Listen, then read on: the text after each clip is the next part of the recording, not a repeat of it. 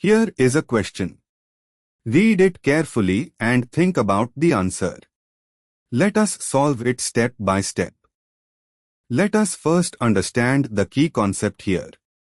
Nucleophilic addition of organolithium reagents, PHL, to fulvene type, cross-conjugated systems depends on the aromatic stabilization of the carbanion formed upon addition.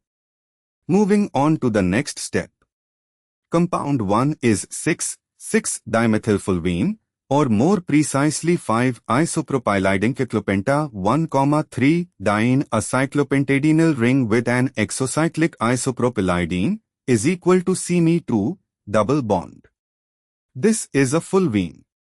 Compound 2 is 8,8-dimethylheptafulvene, or 7-isopropylidinciclohepta 1,3,5-triene, a cycloheptadenyl ring with an exocyclic isopropylidine double bond.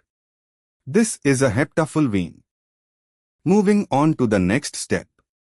When a nucleophile adds to the exocyclic carbon of a fulvene, compound 1, the resulting carbanion is delocalized into the cyclopentadenyl ring, generating a cyclopentadenyl anion, 6 pi electrons, aromatic, highly stable. This strong thermodynamic driving force makes nucleophilic addition to fulvene, compound 1, very favorable. And for the final step. When a nucleophile adds to the exocyclic carbon of heptafulvene, compound 2, the resulting carbanion would be delocalized into the cycloheptadenyl ring, generating a cycloheptadenyl anion, 8 pi electrons, antiaromatic, highly destabilized. Because this carbanion intermediate product is antiaromatic, nucleophilic addition to heptafulvene is strongly disfavored. PHL does not add to compound 2.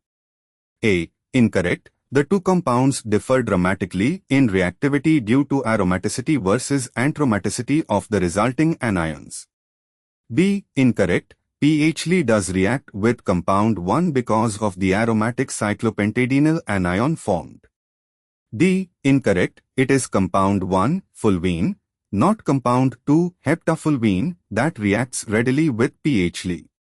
Conclusion. PHL adds readily to compound 1, forming a stabilized aromatic cyclopentadenyl anion, but does not add to compound 2, which would form a destabilized antiaromatic cycloheptadenyl anion.